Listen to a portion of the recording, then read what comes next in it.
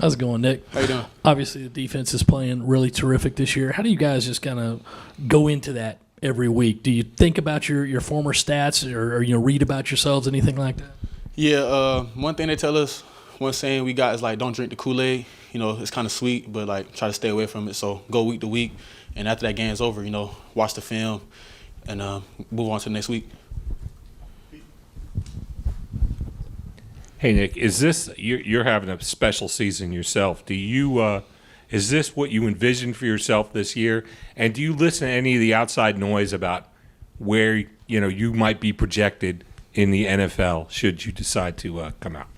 Going into this year, my whole thing was just to focus on me, and just see how the game goes, see how every game goes, and go about it week by week, and not really focus on the outside noise. And I was kind of like putting my game together from my freshman year to my sophomore year to my junior year. My game's kind of grown and it's getting put together. So it's like my, wouldn't say finished product, but it's like, I'm a vet now. I know the game a little bit, and I'm starting to make more plays, more splash plays. So I try to stay away from the outside noise and like where I'm projected to go, because mock drafts, they do all this stuff. You see where your name is, and then when the combine comes around, dudes are different in different places. So I just try to stay away from all that.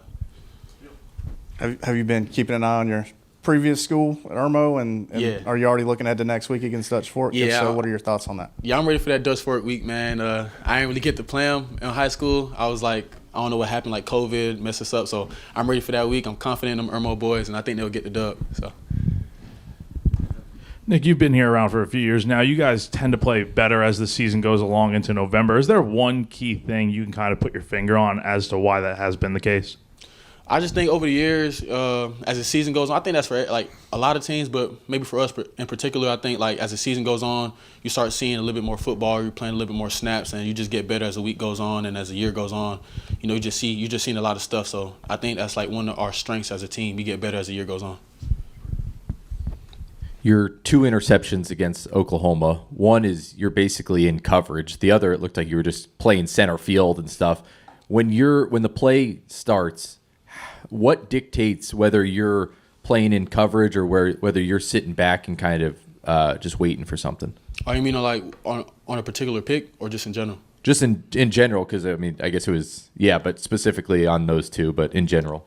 It just depends on the formation we're in and like what the key we're reading at this whole week in practice, and like where my depth is. On my second interception, it was just like the formations to the boundary, so I was to the field, and I seen our corner was isolated, so I didn't want to go cheat to the boundary. I wanted to help my corner out, so I really just a blessing right there. Like Dill just rushed off the edge, hit his arm.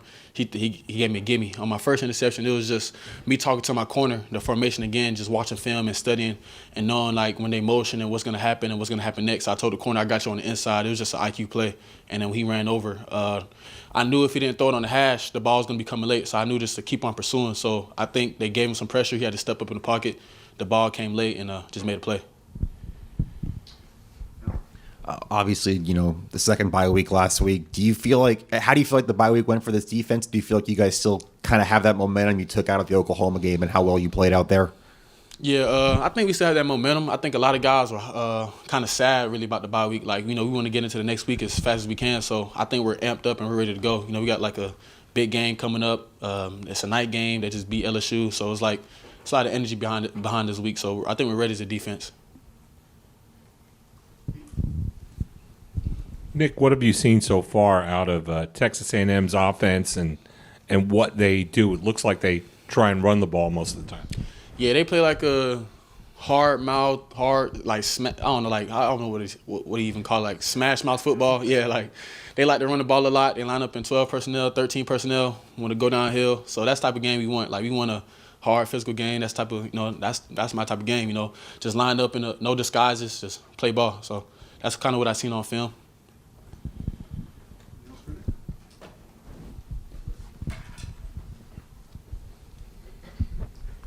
You talked about the communication you had with your corner and wanting to help him out. How soon did you learn how important communication is, especially at this level?